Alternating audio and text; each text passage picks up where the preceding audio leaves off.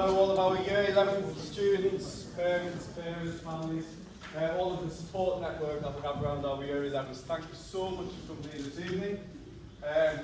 It's the start of such an, well, it's past the start of such an important year for our Year 11 students, for the young people that we've got here. These next 8 months are going to be absolutely crucial. We expect them to be working hard. I know that we'll be working hard. Parents, carers, families. I'm going to expect you to be working hard as well, because all the support we put in has such an impact over these next few months. So I'm Mark Barrett, I'm the head teacher of King's Meadow School. Just you all right? Just the purpose of this evening is really what it says on the page. It's information, so you have the information. Your young people, your children have the information they need to how we're going to best support them to be able to achieve in these next 8 months, on top of all the work that we've been doing. There's also a bit of motivation, hopefully give us all a bit of motivation, some reasons why we can achieve, and some, some things we can go back to and really say, that's what I'm going to do it for, and that's what's going to make me achieve, and that's what's going to get us our next step. So, we start with a few little quotes for today.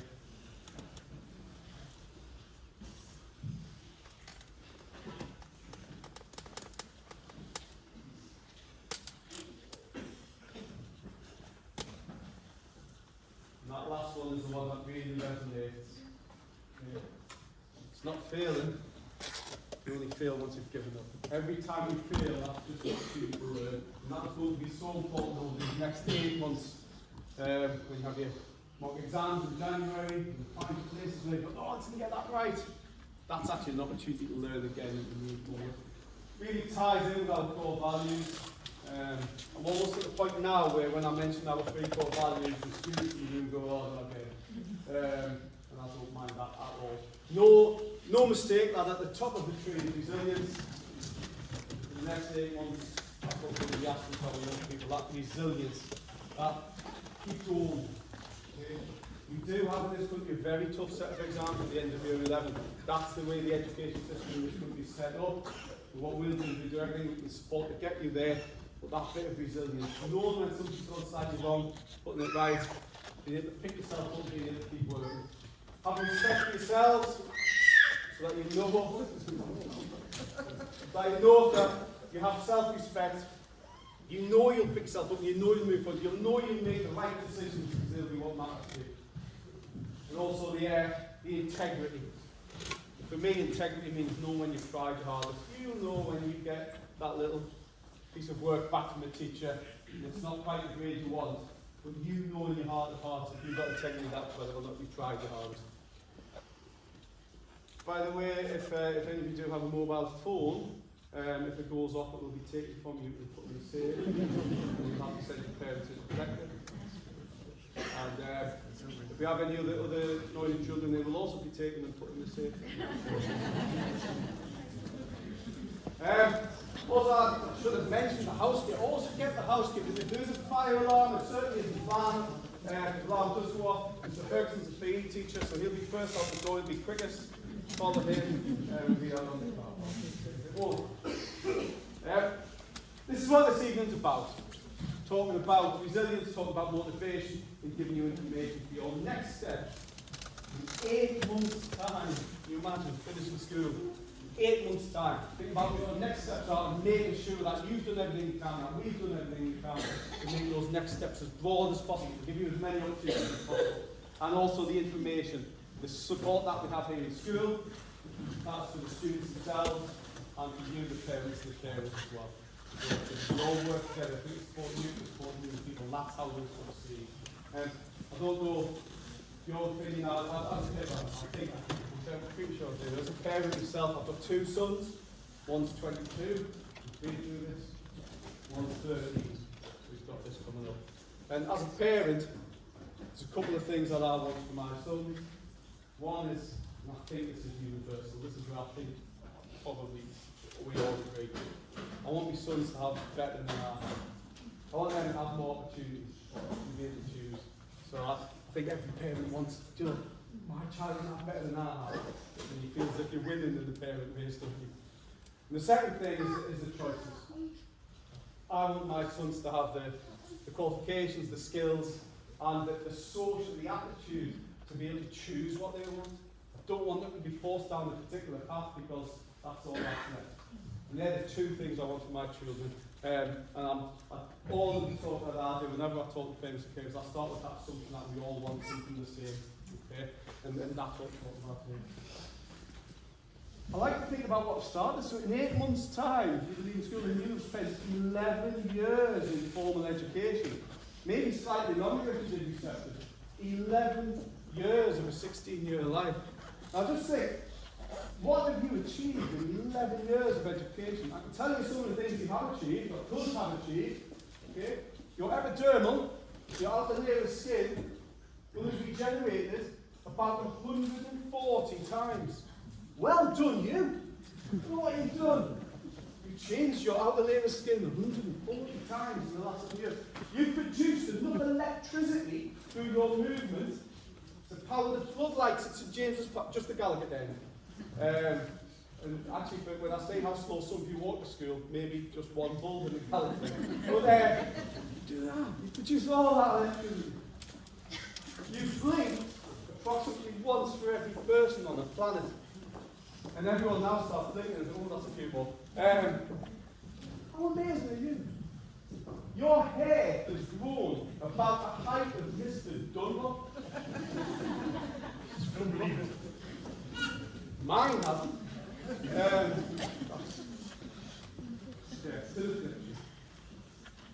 The average people, the average people will have walked enough miles to and from school to have got all the way to the centre of the earth.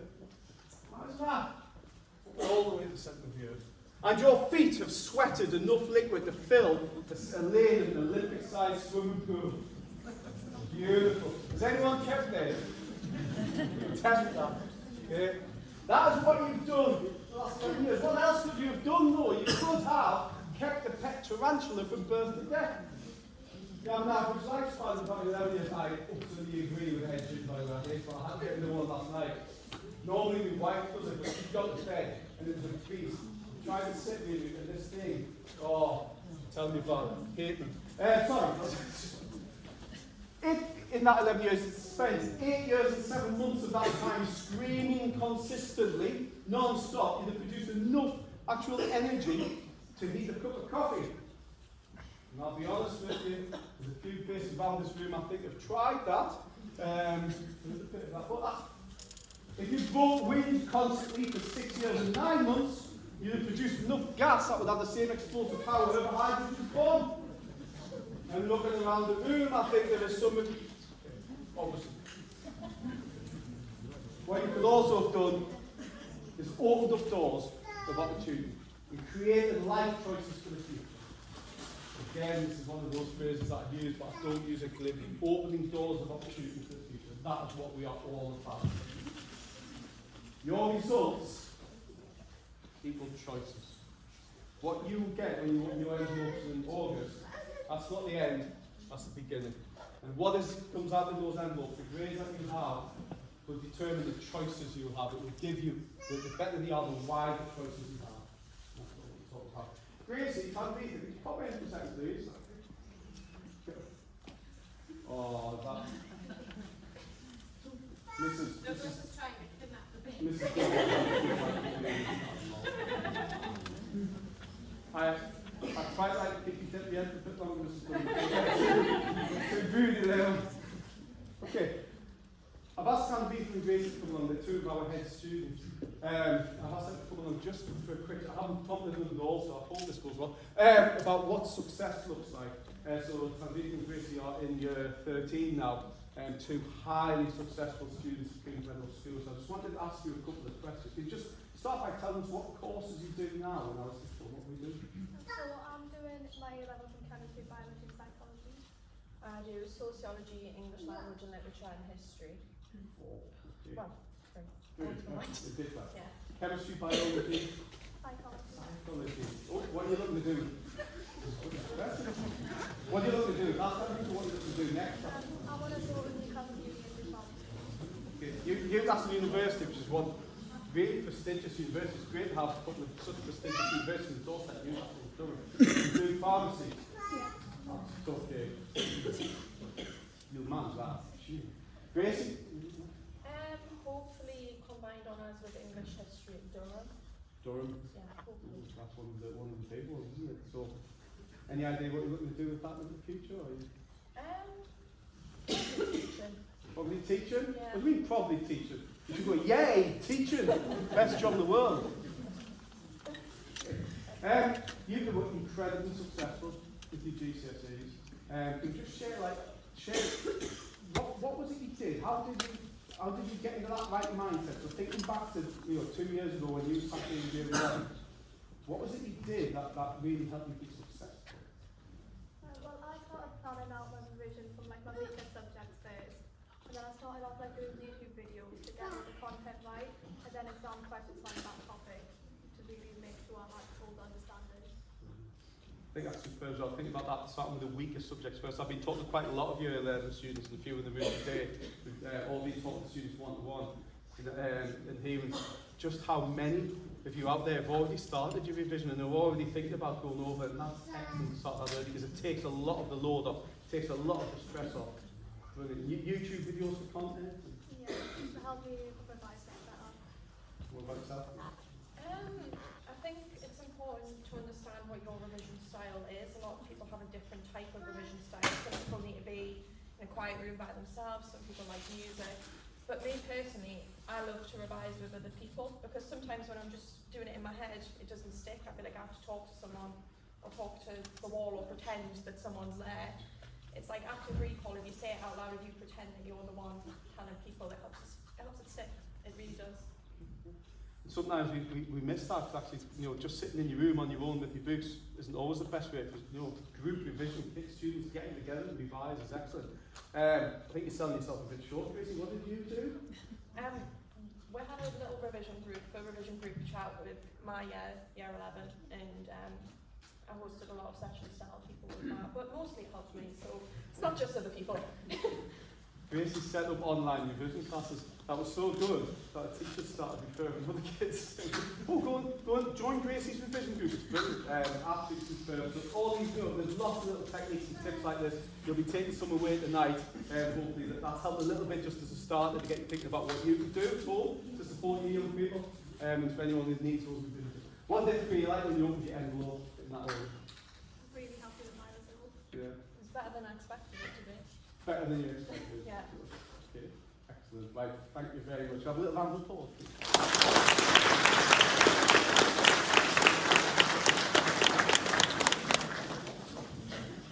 Better than expected, that's good. Especially if you've got high expectations, which I hope we all have in there. I want to just think briefly, this faculty is going to talk a little bit more in a second about sort of sixth form choices. But in about 8 months' time, and less than that really, we should be starting to think now, what are we looking at post-16? So when we no longer read for post-degree education later this year, there's level 3 studies, that's the next step. GCSE and BTEC is level 2 study. So if you do well, you can move on to level 3 study, to step up into those next steps, things like A levels and what have you. There is the option of still doing level 2 studies, and that's one of the things I mean about opening your choices. If you don't hit a certain grade level, you won't be able to go on to level 3, and you may find yourself studying some of the same sort of courses. It might be a wider breadth of courses, but that's another option. Apprenticeship is an option, as is employment, going to work. There's a few little things to think about that. Apprenticeships, there's a variety of levels of apprenticeship. My son, my eldest, was lucky enough to get into apprenticeship at a level 3, rather than straight after school on level 2. And what you find is that the older or the higher level apprenticeship you enter, the more likely you are to get a full-time job after it. And there aren't as many sort of high-quality apprenticeships at level 2. So it's a really good, even if you think about apprenticeship and a career, try to get the highest level of education to enter on the start. There are a few employers out there, and don't know if you tell you this, I used to work as our careers advisor. There were very few employers out there in the North East who were employing people 16 to 18. They do exist, but it's tough. It's a big market. There's a lot of students out there looking to do that, so you've got a lot of people to compete with. And roughly speaking, if you stay in education, every extra year of education turns you about an extra 10% across your lifetime. So, you know, I'm not about to try any quick maths. We haven't got a mathematician with us, but I bet that, Joe, that's a lot of money. And only a tiny proportion of people have to stay in the same job for life. So some of you may be thinking, well, I know what I want to do, and I've already got it sorted, actually. I'm going to go work here. I've got this job sorted, I'm going to work with my uncle. Okay, but only a tiny proportion of people stick with that. So I've got a little competition for say, right? I've got some career pathways, and you have to tell me who this is a famous person. See if you can guess whose career pathway this is. Okay? So started off as a Christmas tree grower. That sounds like the laziest job ever. Just watch and look. Then went on to become a butchery dog breeder. Anyone any guesses? Then a magazine editor. You can see the link. Then became an interviewer in the music industry. Then became a record shop owner.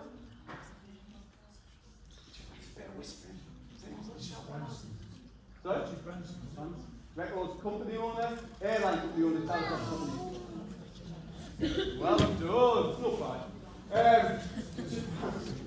Such a range of jobs. Got another one for you. A typing pool temp. Then a secretary. Then an interpreter.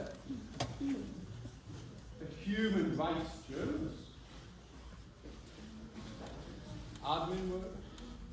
You got anything? Unemployed for a time. And an author. Author, film script editor, publisher. J.K. Rowling. Yeah, one more. The chimney flue coiler. We knew that one. Garage door builder. Cashier. A double glazing salesperson. Stand-up comedian. Financial advisor. Trade union teacher. Mr. Barrett.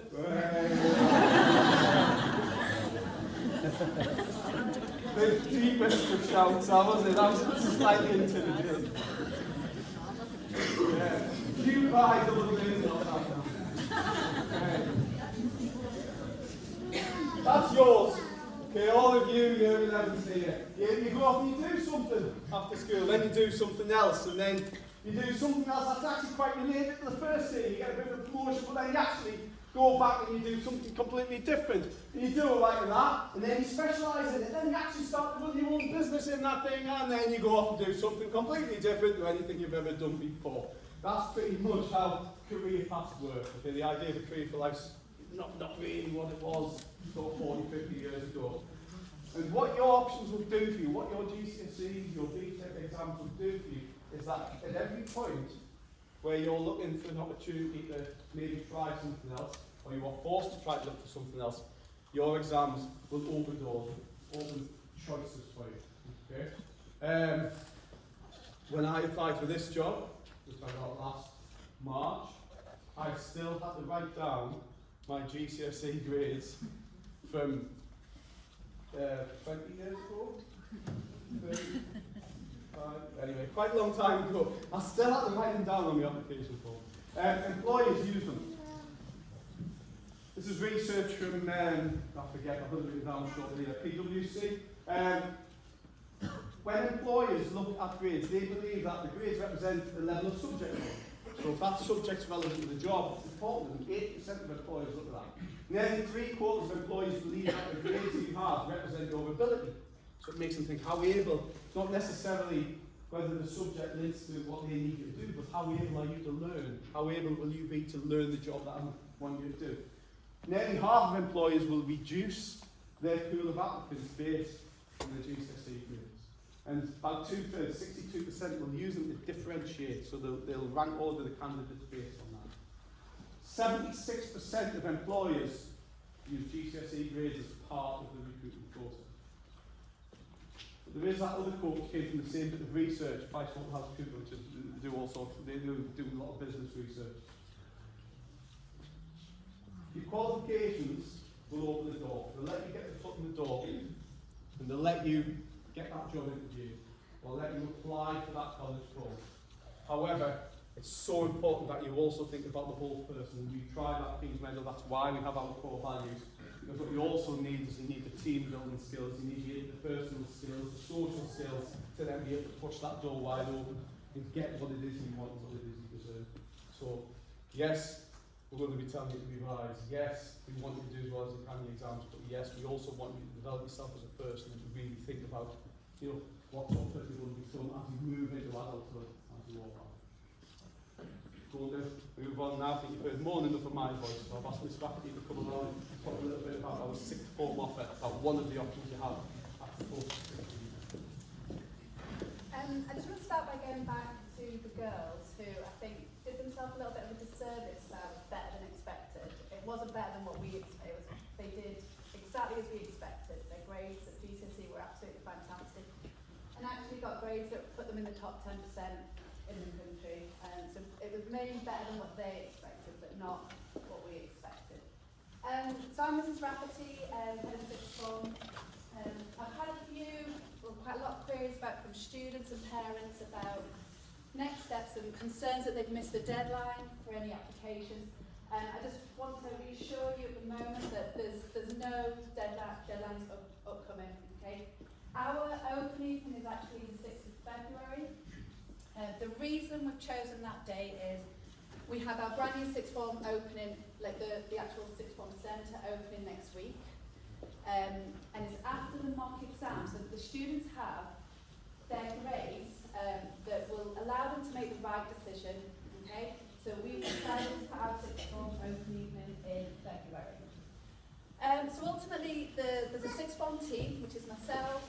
We have Miss Andrews, who's assistant head of sixth form, Mrs. Bell, who's a careers advisor and pastoral lead in sixth form.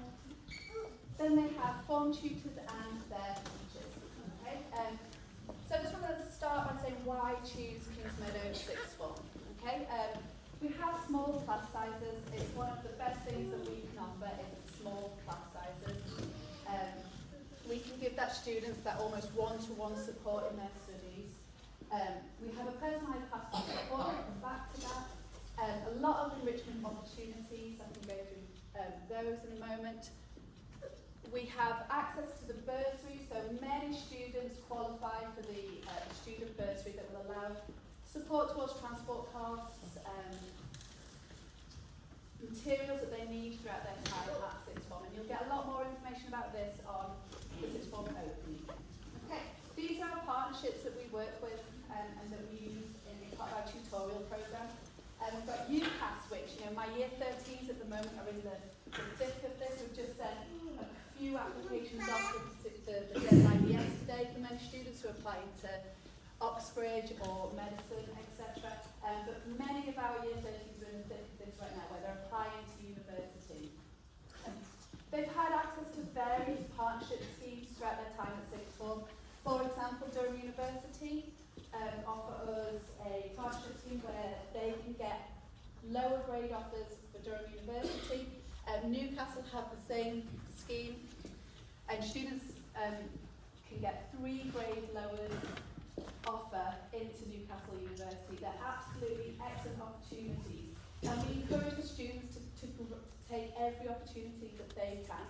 We also have the Social Mobility Foundation partnership.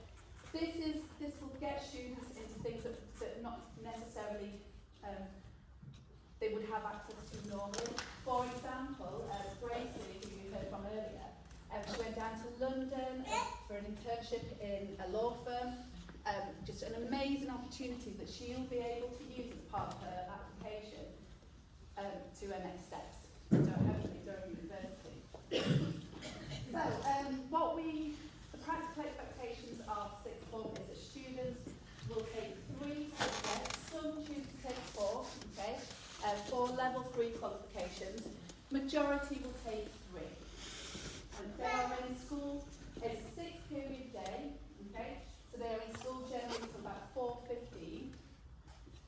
They have tutorial programme as part of that, as part of their time during the day. They also take part in extended qualification, which is an independent qualification that again will get them additional qualifications to get them into into their next step, whether that's university or degree level apprenticeship. These are the courses we offer, okay? The blocks are not the same as what they're going to be. I'll talk about that in a moment. But these are the courses that we offer. What's going to happen from now is your son or daughter will have their one-to-one interview with our careers advisor, okay? Any student that puts down that they are potentially thinking about Kings Meadow Sixth Form will then have a further interview with me or Miss Andrews, and we will basically build the blocks from what they have chosen. And they will be able to pick subjects within those blocks. So those blocks are from last year. The new blocks, which you will have access to on the Sixth Form Open Evening, will be based on what your son or daughter has suggested that they would like to study. So they will go and do 3 or 4 level 3 qualifications, 3 or 4 A levels. This can take them anywhere. If they're interested in university, we've had applications to Cambridge, St Andrews, University of Leeds. They can take them absolutely anywhere if that's where they want to go. Some of our alumni, for example, we have Jasmine, who is studying medicine at Newcastle right now. Okay, Olivia, who's at Durham studying psychology. We have Naomi, who's down in Manchester studying accountancy, for example. So if your son or daughter wants to go to university, we can support that, and we can get them to the Russell Group universities, some of the best universities that are available. But equally, we know that some students don't want to go to university, and we can support that pathway also. We have partnerships with Ask Apprenticeships, who are supporting our students right now in applying for some degree level apprenticeships, some of the most competitive apprenticeships that are out there. So what's going to happen now is there'll be the one-to-one interviews, we will build the course blocks, we will have the 6th of February open evening, okay, and then the deadline for applying for Sixth Form will be the 3rd of March. So they have plenty of time. The students do not need to make that decision at this point. They have the time to explore their options and decide what's best for them. Once they've applied, they will get a conditional offer letter sent home, and that will tell the students exactly what grades they need to get, because ultimately we cannot take every student that applies. Okay, we have to. It's got to be related to grades. So every subject will have its own entry requirements and specific grades. So they have to get the best that they can in order to get into Sixth Form. But ultimately, every single one of you here can absolutely strive to achieve that, and we've got lots of materials that we're going to go through, that if you want to get those grades, you absolutely will be able to. And we have pass on to Mr. Ferguson.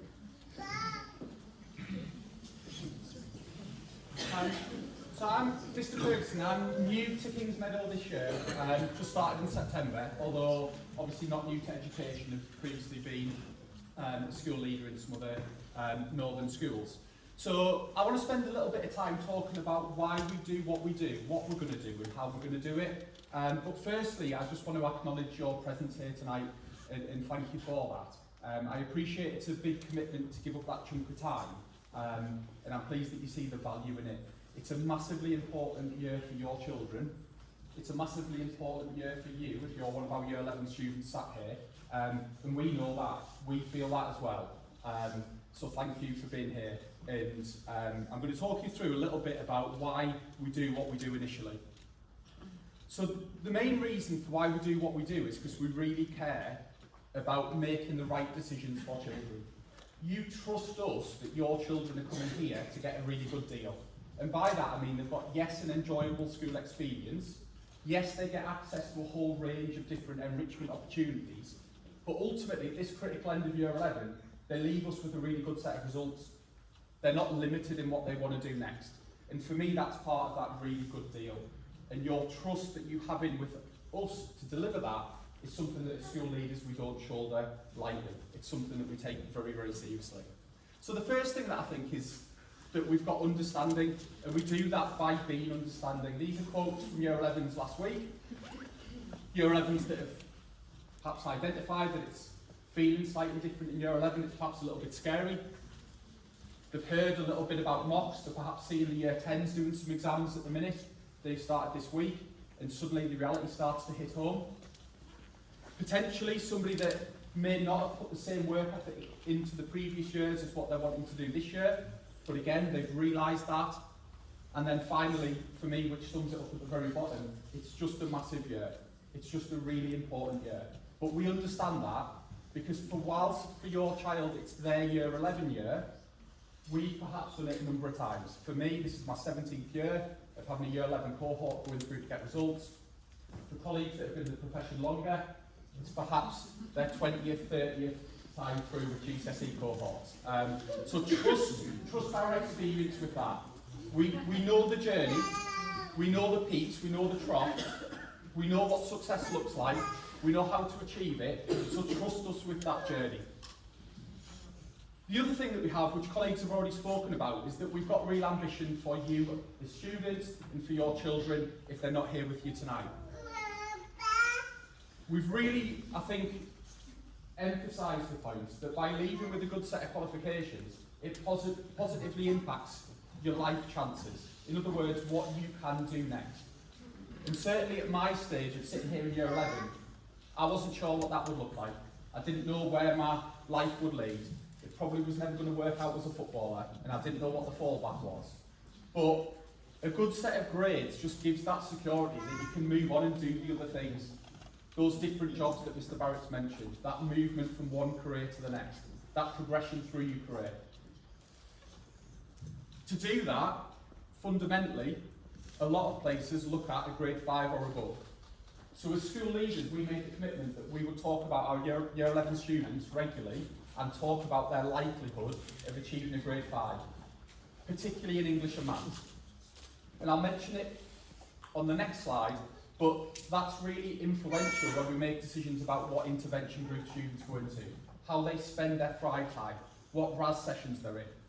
That's not fluke, it's not random, but really it's very precise. It's based on the current likelihood of them achieving certain grades in certain subjects, and then us making those decisions that are in the best interests of your child. Part of that is a question that I understand, being new to Kings Meadow, standing here, may not be received overly positively, but I mean it with total genuineness. One of the questions that I'm going to challenge our Year 11s over the course of this year to ask themselves, and it's a rhetorical question, but that question is, do I deserve success? Do I genuinely deserve to do really well in the summer series? And what I mean by that is, are you taking advantage of the opportunities that are in play? Are you making the most out of your school by attending really regularly? Are you attending your Thrive sessions and attending them with the best possible attitude towards learning? Are you attending the period 6 sessions that are in play and that staff are staying back to deliver? Because some people are, and some people are doing that religiously each week. And ultimately, with a simple sporting analogy, I would always liken it to the likes of Cristiano Ronaldo, David Beckham, footballers that might stay back and do more training afterwards. It's never because they're not good enough, but more about the fact that they understand that they can do more. And that's the mindset that we want to challenge our Year 11s with. Make the most of the opportunities that you're afforded. None of those costs. They're all free to attend. The next thing that I think we do really well, and that we're going to continue to do and sharpen our focus on, is making sure that over the course of this year we provide the guidance and support that families need. Because it's not just students, it's parents and carers as well. And we need to make sure that we have those interactions so that all parties are on the same page when it comes to that layer of support. We of course have our pastoral team, many of whom are here tonight. We've got our wider leadership team, who are again in school every day for students. And we've also got a wide range of internal, external services that we'll make best use of. Whether that be something like our school counsellor, or whether that happens to be something where actually we need to provide a student with some support over an injury, and we just need to make some use of some online tutoring for a very fixed period of time. We've mentioned as well that we're going to give some really in-depth careers advice and guidance, that everyone will receive a careers interview, and before you leave tonight, you'll also be given some help with revision. I'll say a bit more about that in a moment. For me, the most important thing, and the one thing that I absolutely shoulder the responsibility for in terms of making sure it's right for your children and sharing with our leadership team, is the fact that we need to be really forensic when we're planning what we're doing. We need to be really forensic around how we're going to do it, and we need to be really clear around why we're doing something. And that starts with a new introduction for the half term, as Mr. Rafford has just mentioned, around predicted grades. Predicted grades are really important because it tells you where you're likely to end up. Knowing that now, you've got time to do something about it. Knowing that in the summer, you haven't. So it's absolutely to inform future actions. We started our Raising Achievement sessions. They've been attended really well. The climate within those sessions has been really positive. They're only going to grow and extend. And again, there will be some changes with that. But again, trust us that we're making those decisions for your children. We're making those decisions as Year 11 students for you. The next two things have got stars by it, so I'm going to mention them a little bit more next. The first one's intervention by interaction. I absolutely love this. The students, some of them might be sat around knowing this as I ask questions at break times and lunch times. The second one is some changes around the mock exams and how they're going to really mirror the real exam series. So this graph to the left, or to the right as you're sat looking at it, is basically the forgetting curve. If you do something once, you're really likely to forget it. If it's repeated a second time, you're likely to remember it. By the time you've done it 3, 4, 5 times, there's potentially a shift from your short-term memory into your long-term memory. The difference between forgetting something and remembering it when you go into the exam. This is really useful when it comes to fact-based questions. So when the Year 11s are lined up in here for their lunch or out on the Year 11 courtyard, and I'm asking about what's the formula for how do you work out the area of a triangle, or how do you work out the circumference of a circle, it's because those fact-based recall questions need to go from the short-term memory into the long-term memory. Much like in the olden days, we might have learned how times tables. I also think that as a school, we need to help facilitate that at home. And so one of the things that we'll do for parents and carers is send out some at-home intervention by interaction. Through the MCAS app, through the text messaging system, we can send home sort of 10 questions, 10 answers, and then that becomes a really good interaction with your children at home as well. The final thing that I'm going to mention is around the mock exam series. So if you've had previous children through school, or if there's Year 11 students, you've had friends or siblings through school, you've probably done 2 key assessments in Year 11. We've scaled that back to 1 mock series, and we're going to do it in the new year. And it's going to absolutely mirror the real GCSE series. The reason for that, again, is that for me that's part of that really forensic planning. It's about getting the very, very best information so that we can then act upon it. And before you leave tonight, when you go into the canteen and do your carousel and collect your revision goodies, the very last thing that's there to take is this schedule that I'm about to put up on the board. So it's really small, I don't expect you to read it. It is printed off and that is there for students and for yourselves to take away. I just want to talk a couple of minutes about the thinking behind it. So the way in which it'll work, if anything's yellow, and this would just represent one day, I've just scaled it down so it's a little bit easier to see. But if anything's yellow, it's a preparation session. Because again, I believe that best performance comes from best preparation. If you've had that warm-up, if you've had that training session beforehand, the performance is at a higher level. So the very first exam that students will sit will be a biology exam on the Monday morning. Full cohort exam, and therefore from 8 o'clock there will be a breakfast session. I say a breakfast session because we'll provide the breakfast, where students can come in, they can do some last minute revision, they can speak to their staff about some final questions, they can do a bit of that fact recall questioning, and then they'll be straight into their biology exam. Once the exam's finished, students will have a break, and again, I'll not go into too much detail on this, but it'll just be 1 break for the entirety of the Year 11 cohort. And then period 3, all students will go to English literature preparation. So the English literature staff will be freed up to work with our Year 11s. We'll re-room classes that would have been in those classrooms, and we'll provide some cover for other year groups, because at that moment in time, Year 11s being with our very, very best English teachers is crucial. They'll then all, of course, have lunch, they'll attend their Thrive session, and then they'll be into English literature preparation in the afternoon. So that'll again go through periods 4 and 5. That's really useful time to delve into those texts, to explore your quotations, to practice your structures and your answers. And the reason for that is that on the next day, on the Tuesday, you've obviously got the big English literature exam. So by having that real detailed and well-prepared lead-in, it means that you're best prepared for that exam. Again, there will be a breakfast session on the morning, so from 8 o'clock, if you want to get in early, and you can get in early, and you want to have a bit of breakfast in school, and then spend half an hour with your staff leading you through that, then of course, attendance to that is critical. Particularly as the series goes on, because come the real GCSE series, in a subject like maths, we know that they must cover certain topics on the papers. So once paper 1's been and done, we know certain things have been asked. Once paper 2's been and done, we know certain things have been asked. And then we know with some certainty what types of questions are going to appear on paper 3. So staff will redo their plans, ready for that third paper, so that those morning sessions cover all of the information that's most likely to come up on the exam. So they're reactive and really useful. At times when students don't have an exam, so if they do perhaps music or drama, art, photography, then we're going to give those preparation sessions across so that you can expand your portfolios, you can work on your non-examined aspects, you can do your coursework, you can make sure you're getting that specific advice, and again, the staff that are best placed to deliver that will be freed up and re-roomed in order to facilitate that. So I'll not go through each day, but it's a 3-week window of Year 11 mocks. It'll be subtly different to in previous years, so you'll come into here as students, you'll hear some key messages from staff, and then you'll go into our exam hall, in the sports hall. The seat that you're in for your first exam will be the seat that you're in for every exam.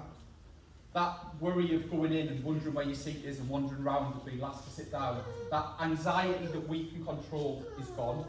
You'll get your exam timetable and it'll say what seat you're in, and then that's your seat. That will be the same seat for your GCSE series in the summer, so you'll know exactly where you're going, where you're sitting, where you're working, and all of those barriers that we can control through forensic planning will just be taken care of. You just need to worry about going in and performing. And I think that's the best preparation that we can give for your children. In saying that, I do absolutely want that to be a two-way dialogue. So if at any point during the mock exams or during the real series, something changes and we need to be aware so we can make concessions or access arrangements, then please do get in touch with the school, because that can change. So if you're in the main hall and then you have an injury just before the exam, of course it might be more appropriate that you work elsewhere. If you've broken your arm and you can't write and you need a scribe, of course we'll facilitate that. But by and large, everybody that sits in their seat for their mock exams will then replicate it for their real series. If one person moves, it won't affect the rest of the cohort. Okay? So that programme and that 3-week programme is the programme that we'll be running in January for the mock exams, and they are printed outside ready to take away this evening. So in terms of it, it's just a bit of a plea from me, I suppose. I feel like I'm on this journey with you because I've got a son in Year 11. So I understand it from the teaching perspective and from the parent perspective. 2 weeks ago, I sat in a very similar forum at that side while his school spoke about his opportunities in Year 11. One of the things that they asked for, that we would always ask for, and that every school up and down the country will ask for, is really good attendance. Attendance at Kings Meadow, when it's above 96%, means that the students do about a grade higher. I sat in a meeting this morning with the DFE, I've not updated this slide, and they've got their latest national data out. And this morning they said that if a student's absent for 8.8% of the time, so if their attendance is 91.2, and people might think 91.2 is decent, it starts with a 9, they are 80% less likely to pass their GCSEs at a grade 4. They're 97% less likely to pass it at a grade 5. So it's pretty much saying that if attendance isn't mid-9s, it's an uphill battle, just being really honest. Because students aren't in to learn those things. They're not in to recap. The learning curve's not been solved. The intervention by interaction's not happening. And they're not getting 25 hours a week of really good quality teaching and learning. The flip side to that is that students nationally, if they've got 96.3% attendance, are almost certain to leave school with at least a grade higher. At Kingsmeadow, it's about 96% that equals a grade higher. So that's the area that we're looking at. That's why we push so hard on attendance. That's why it's such a big deal. And your support with that's really meaningful. Again, it's not something that we take lightly, and genuinely thank you for that, because we know that there's off days, but they quickly build up if each off day is a day's worth of absence.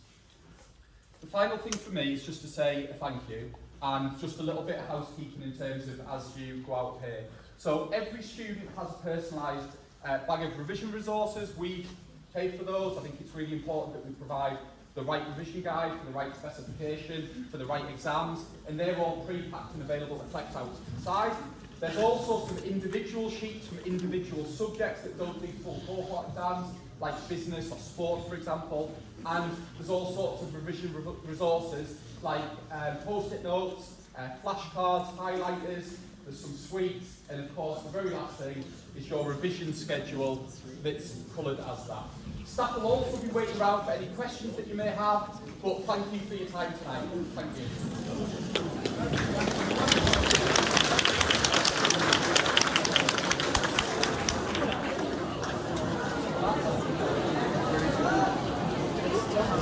you.